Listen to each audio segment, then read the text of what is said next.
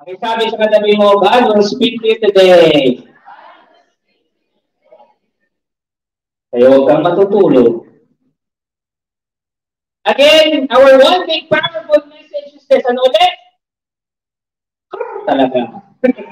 God can turn curses into blessings. Yan ang ating one big powerful message.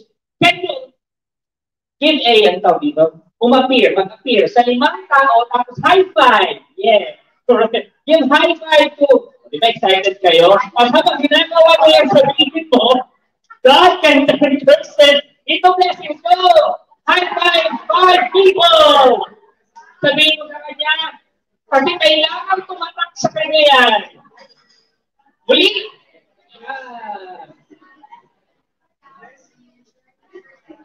Okay, thank you. Now, muli, sabi ni Brother Lawrence, ang focus ng camera ngayon ay yung mga kaaway. Hindi mo na Israelites ang pag-uusapan natin ha. Ang pag-uusapan natin ngayon, yung mga kaaway nila. Alright? And in this story, we have 4 powerful message. Ano ulit? 4 powerful message. Ilan ulit? 4. Ito na, ibigay mo na yung una. First is this, God is still in charge. Pakisabi nga sa katabi mo, God is still in charge. Alam mo, naalala ko, yung isang nanay, sabi niya doon sa anak, in charge ka sa bahay na to. In charge ka magbukas ng pinggan, in charge ka maglagay ng floor wax, tapos mag-scrub, in charge ka magpunas-punas, in charge ka dyan ha. Tapos yung anak nag-post. Ito yung post niya. Sabi natin, tumutulong naman sa bahay, pero dami pa rin masasakit na sinasabi. Sabi ng nanay, anong tumulong? Di ka nga mautusan sa gawaing bahay. Sabi niya, joke lang ma, wala lang yan. Post na yan. Again, sabi, God is still in charge. And then sabi ni King Balak kay Balaam, ito na, Balaam the sorcerer, basahin natin, look, a vast horde of people has arrived from Egypt. Natakot siya kasi natatalo na sila eh. They covered the face of the earth and are threatening me. Please come and curse these people for me because they are too powerful for me, sabi ni King Balak. Then perhaps I will be able to conquer them and drive them from the land. I know that blessings fall on any people you bless, and curses fall on people you curse. Grabe, no? Sino man daw ang i-curse ni Balaam will be cursed. Ito yung nakakagulat. Ano niyo kung ano? Itong si masamang Balaam, sama-sama, kilala niya ang Diyos ng Israel. Kilala niya yung Diyos ng mga Israelites. Sabi nito, basahin natin, Numbers 22, verse 9. That night, ang gabi noon, God came to Balaam and asked him, who are these men visiting you? Alam niyo ang word nito. Bakit? Alam niyo kung bakit? Una kasi, si Balaam, pagan, pagano. Ibig sabihin, Balaam is worshiping false gods. Hindi yung Diyos ng Israel. Susundan. At ang matindi pa, isa siyang sorcerer. Isa siyang magic. Isa siyang witchcraft or whatever you call it, sorcerer. In the Torah, yung law, yung Moses, witchcraft was an abomination. Ang nagbibigay ng kapangyarihan sa witchcraft, sa mga sorcerer, demonyo. Pero ang Diyos, He showed up at kinausap si Balaam. Listen to this. I want you to absorb this message. Even over God's enemies, He is still in charge. Hindi kahit nakaaway niya, Diyos pa rin ang in charge. Listen to this. Ano ang nagdudulot sa iyo ngayon ng pain, ng sakit? Ano yung tinuturing mong enemy mo ngayon? Is it your problems? Whatever it is, your problems, listen to this. Look me in the eye. God is still in charge. He is. Ano man yung kaaway mo ngayon, whatever problems na dala-dala mo dito sa case, God is still in charge. God is still on top of your situation. God has you covered. God has the last say. Hold on to that. Hold on to that promise. Balikan natin yung kwento ha.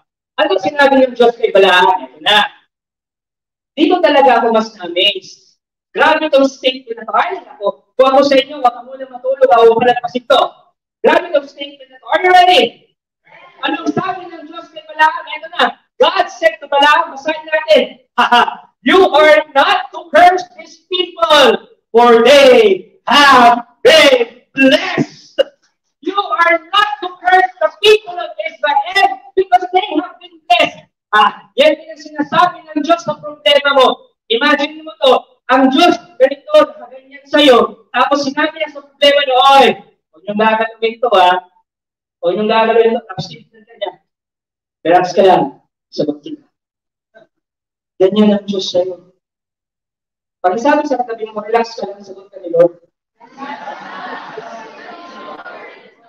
Relax ka lang. Second message is this. You cannot curse what God has blessed. Oh, you cannot curse what God has blessed. Oh my goodness, this is powerful. Listen to this. Huwag niyo palamasin ito. God always goes with His blessing. Package din yan. Pag ang Diyos nag-bless, kasama siya lagi. Pero, choice natin kung ang tatanggapin lang natin yung blessing or ang tatanggapin natin yung blessing at yung blesser of those blessings. Obviously, if you only receive God's blessings, they can be taken away. But if you receive the blesser in your life, listen to this, you cannot be cursed because God can never be cursed. If you receive God, the blesser in your life, kahit sino bang mag-curse, you cannot be cursed because God cannot be cursed. My goodness. Tingnan nyo ito. Ongo na mag-jowa. Sabi ng babae, ay sabi ng lalaki, nakauwi na ako. Sabi ng babae, ayoko na. Maghiwalay na tayo. Kakati ko pala si ganyan ka na agad. Ano ba lang ang kasalanan ko? Okay?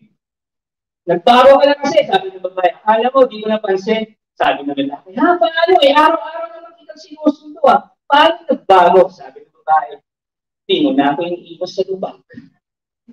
Yes, lubak-lubak ang pinagdadaanan mo ngayon. Lubak-lubak. Yung problema mo ngayon, lubak-lubak.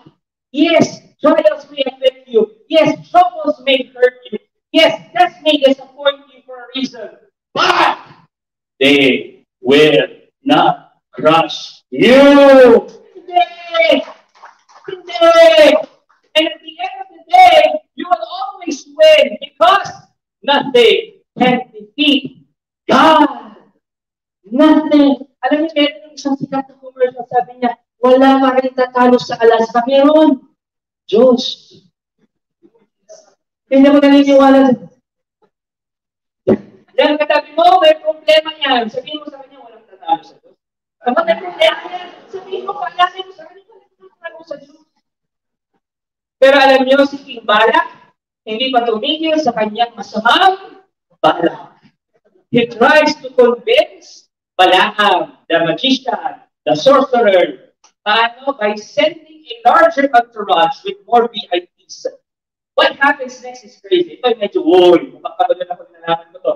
Alam niyo kung anong nangyari? Alam niyo kung ano? Habang nakasakay si Balaam sa donkey, papunta kay King Balak, merong humarang na isang anghel sa dinadaanan nila. At ang nakita lang ng anghel na yon, yung donkey. Hindi ito nakita ni Balaam. Kaya si Balaam nagtaka. Kasi yung donkey, talagang umiiwas, gustong bumalik. Kaya si Balaam, ang ginawa niya, inalo niya ng 3 beses yung donkey. Kasi talagang takang-taka siya. Nalilito siya, bakit gustong bumalik dito? Wala naman nakaharap dyan. Pero yung donkey kasi, nakita niya na mayroong angel warrior na nasa daan nila. Now, this is where we have this funny part of the story. Kung saan yung donkey, yung binabanggit ni Brother Lawrence kanina, nagsalita. Grabe, no? The author wrote this story as a satire. Ibig sabihin, yung sinulat niya to para ma-amuse, ma-amaze yung mga readers, para kahit pa may konting entertainment. So, anong sabi dyan? Basahin natin sa numbers ulit. Then the Lord gave the donkey the ability to speak. Sabi ng donkey kay Balaam, what have I done to you that deserves your beating me 3 times? Sabi ni Balaam sa kanya, You have made me look like a fool. Sabi ulit ng donkey, if I had a sword with me, I would kill you. But I am the same donkey you have ridden all your life. Have I ever done anything like this before? Sabi ni Balaam, no. Later on, pinakita na rin ng Diyos kung ano yung talagang nangyayari. Ito na. Then the Lord opened Balaam's eyes, and he saw the angel of the Lord standing in the roadway with a drawn sword in his hand. Balaam bowed his head, fell face down on the ground before him. Fast forward tayo mga kapatid. Okay, fast forward tayo sa kwento. Si King Balak nagalit kay Balaam. Ang sabi dito, basahin natin. Then Balak's anger burned against Balaam. He struck, sabi mga struck, he struck his hands together and said to him, I summoned you to curse my enemies, but you have blessed them these 3 times. Commercial mga tayo sa kwento. Ito, napakagaling na nagsulat ng numbers. Matalino siya kasi meron siyang design pattern na inilagay. At ano yung design pattern niya? Ito, listen very carefully. Yung word na struck is the same word na ginamit ng author nung si Balaam, pinalo niya yung donkey. Struck ang ginamit niya. Ganun din yung ginamit niyang word na struck nung si King Balak, pinalo niya din si Balaam. Now, anong mensahe ng author? Anong ibig sabihin yan? Are you ready to know? Sabihin niyo, ready na, Brother Mars? The greatest sorcerer, the greatest magician of Mesopotamia, si Balaam, yung pinakamagaling, yung pinakamahusay, yung pinakamakapangyarihan, was just a talking donkey who's caught in between the angel and Balak. Now, anong ibig sabihin nito sa atin? Ready na kayo? I'm excited to share this with you. Ang ibig sabihin nito, kaya relax ka lang. Because your most powerful enemies are donkeys before God. Donkey lang. Hindi talaga makapangyarihan. Kaya yung problema mo, donkey na yan. Yung bumubulo sa isip mo, donkey na yan. Yung bumibigat sa pakiramdam mo, donkey na yan. Akala mo makapangyarihan. Akala mo laki-laki ng problema mo. No. Donkey lang yan. Sa totoo lang, maliit lang yan. Hindi yan malaki. Donkey nga lang, di ba? Sabi nga sa katabi ko, donkey lang yung problema mo. Punta na tayo sa climax ng kwento. Third message is this. God turns curses into... that's our one big powerful message. Diba? Ito na. Nung nag-meet, nakita na si King Balak at Balaam, umakyat sila sa 3 matataas na lugar. Para saan? Para kitang-kita ni Balaam yung camp ng mga Israelites. Para kapag kitang-kita niya, isang first down, lahat sila apektado. Nasusundan niyo? Kaya nasa tuktok sila ng isang pinakamataas na place, 3 matataas na places. Para i-curse ni Balaam ng mga Israelites. Pero, sabihin niyo, pero every time, Balaam opens his mouth to curse, the curse doesn't leave his throat. Instead, he could only utter blessings. Hindi mo puro, ibang-curse na siya, pero hindi niya mabanggit-banggit. Naranasan niyo na yun. Yung meron kang gustong sabihin, pero hindi mo masabi. Tapos sasabihin mo, nasa dulo ng dila ko. Basahin mo nga. Ganun ka, di ba? Si Balaam, hindi niya masabi. Hindi niya mabanggit-banggit. Ang nababanggit lang niya, puro blessings. Nangyari yun 3 times. Pero yung pangatlong pagkakataon, mas special. Bakit? Ano niyo kung bakit? Ito na, ikikwento ko sa inyo. Si Balaam, nakatayo sa Mount Peor. Tinitignan niya yung mga Israelites sa kanilang camp. Kasi talagang, okay, maganda itong question ito. Bakit dito? Minsan ang curse. Para apektado lahat. Ganyan. Si Balaam. Pero ang Diyos, pinigilan ulit si Balaam. May ipinakita sa kanya na iba. Ano yun? Ito, basahin na. This is the message of Balaam, son of Beor. How beautiful are your tents, O Jacob. How lovely are your homes, O Israel. They spread before me like palm groves, like gardens by the riverside. They are like tall trees planted by the Lord, like cedars beside the waters. Water will flow from their pockets. Their offspring have all they need. Teka. Ano yung nakita niya? Palm groves, gardens by the river side, tall trees, tapos cedars beside waters. Paano nangyari yun? I-disyerto yun. Wala namang ganun sa disyerto. Walang ganun sa wilderness. Walang ganun sa desert, di ba? Para mas maintindihan natin ito, kailangan natin isuot muli yung Genesis eyeglasses natin. Ibig sabihin, babasahin natin yan in the lens of the Genesis book. Listen to this.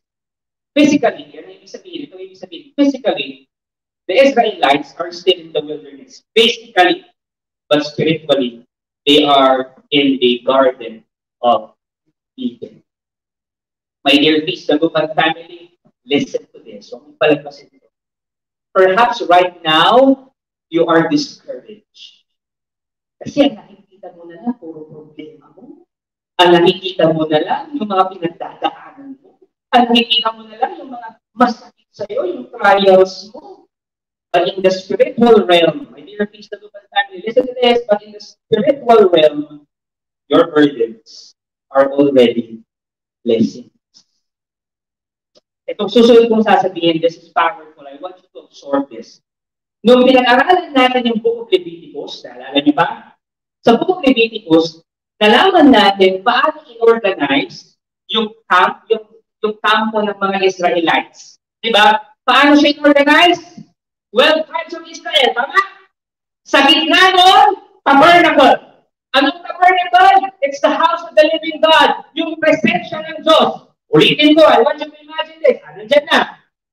Tribes of Israel, nasa gitna ang Diyos. Tabernacle. Now, listen to this.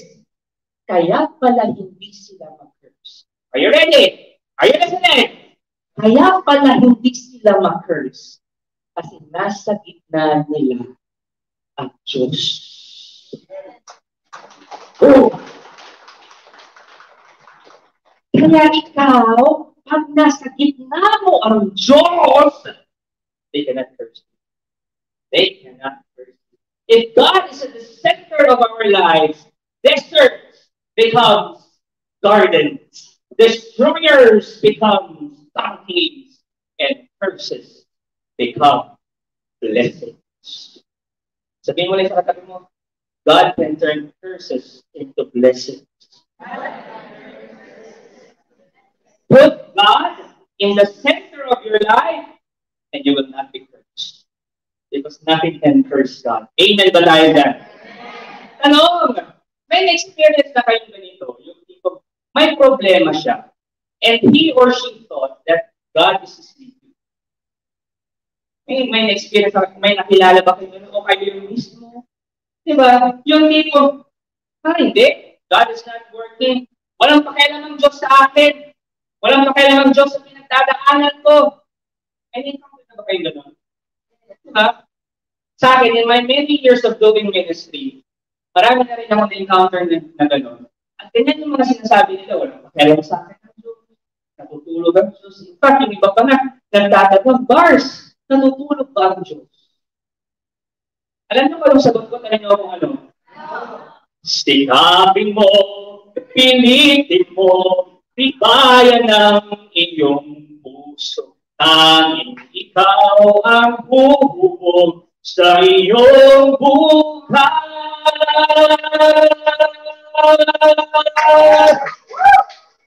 Sa mga first timers, concert talaga po dito. Huwag mo sanang akalain, natutulog ba ang Diyos? Ang buhay mo ay mayroong halaga sa Kanya. Ang buhay mo may halaga sa Kanya. May pakialam sa iyo ang Diyos. Kasi mahal ka ng Diyos. May halaga sa iyo. May halaga sa Kanya ang buhay mo. He is working para makatulog ka ng maayos. Kaya nga alam nyo kapag dito sa peace, pag may nakikita ako katutulog, hinahayaan ko lang. Kasi nakukomfort siya ni Lord. Kasi nga, natulog sa Lord, nandito ka Lord eh. Amen ba tayo dyan? Kasi kasama ka namin Lord. kaya dito lang ako nakakatulog sa bahay. Hindi. Kaya ko lang. Kaya nga sabi. Ginagawa ng Diyos ang lahat kahit tulog ka. Hindi siya natutulog para ikaw naman ang makatulog naman. That leads me to my fourth message, last message. While you're sleeping, God is working. Pakisabi lang sa katabi mo, while you're sleeping, God is working. Sino sa inyo ang hindi nakakatulog kapag may problema, itaas ang kamay? Dami. O dito, nakakatulog kayo. Tulad itong dalawa kayo, sabi nila, papahidan natin. Kami mag-asawa, hindi kami natutulog ng may galit sa isa't isa. Kaya ito, 2 days na kami. Yung mga Israelites, all this time, habang nagpapahinga sila, habang natutulog sila, God was orchestrating. God was working wonders in the background. God is fighting their enemies. Ano ba? God is changing curses into blessings. Kahit tulog yung mga Israelites, pero hindi nila alam yun. Alam niyo, bago ng story na to, di ba nalaman natin yung mga Israelites, reklamo ng reklamo? Di ba? Reklamo sila. Yung natin, piling mo ito, book of Numbers, the book of complaints. Puro reklamo na basa natin eh. Tapos, pagkatapos ng kwento niya, mababasa ulit natin yung ilang beses na nag-fail yung mga Israelites. But listen to this. Despite their unfaithfulness, God remained faithful to them. God protected them from things they didn't even know about. Mga kapatid, trust. My dear peaceable family, trust. That while you are sleeping, God is working. Trust that in the realm of the invincible, God is manufacturing the miracles you need. Amen ba tayo dyan? Let's all stand.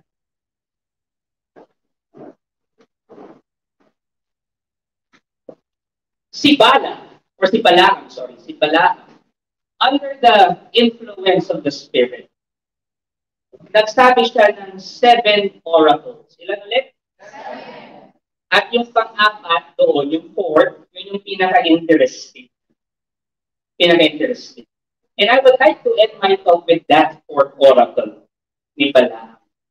Kasi, eto mapaalala ko sa inyo, naalala nyo dati, pinag-usapan natin, yung mga nagsulat ng Bible, yung mga biblical authors, yung mga pinaka-importanting mensahe, laging nasa gitna. Pansinin niyo yan. Yung lahat ng nasa buong Bible, ang pinaka-important, kahit yung buong Bible, yung pinaka-importante central verse, nasa gitna. Same is true with this one. Now, si Balaam, ganun din yung ginawa ng mga authors ng Numbers, yung 7 oracles niya, yung pinaka-importante nilagay sa gitna, yung 4th one. At ano yun? Ito. Pero before that, the first 3 and last 3 oracles are about coming soon events. Yung malapit ng mangyari. Take note background. Si Balaam ay Old Testament character. Okay?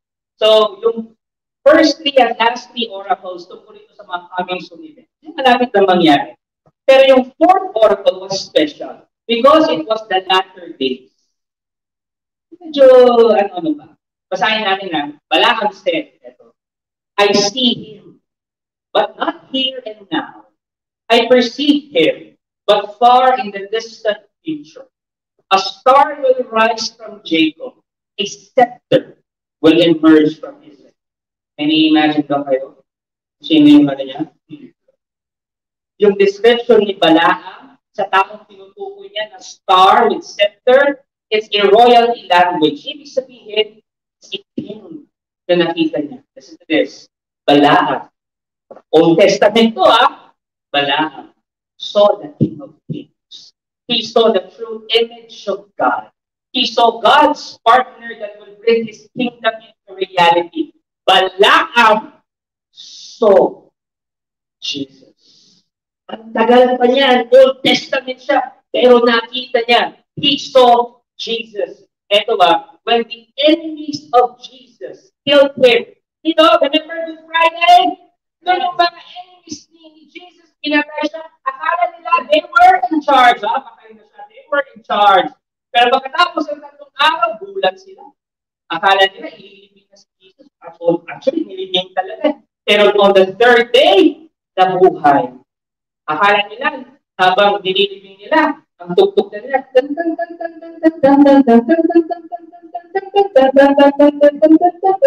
di ba? Yung mga hindi umiti, ano ko ng edad ninyo? Akala nila, di end lang, finish na.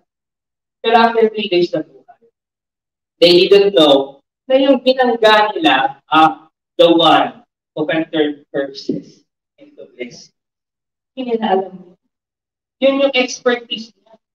Alam niya yung pagpako sa krus, that's the most embarrassing, most humiliating, most cruel punishment, most humiliating curse in humanity. Pinakamatinding curse. Pero ang Diyos, ginamit niya to bless us and to save us. I would like you to look at this photo. This is a photo of our friend, our fellow peace builder, Bruce Cosio, asawa po niya, Doug Cosio. They are leading the peace in Carmona, Cavite. Peace Carmona. So, alam niyo, nung bagong mag-asawa pa lang si Brother Bruce at si Sis Love, it took time for them para magka-baby. Many years. Many years. And then, nag-meet kami 2017. Let's show the picture. And nag-usapan lang namin dyan about their prayers, their struggles, yung mga ginagawa nila on how to have a baby. It was their burden.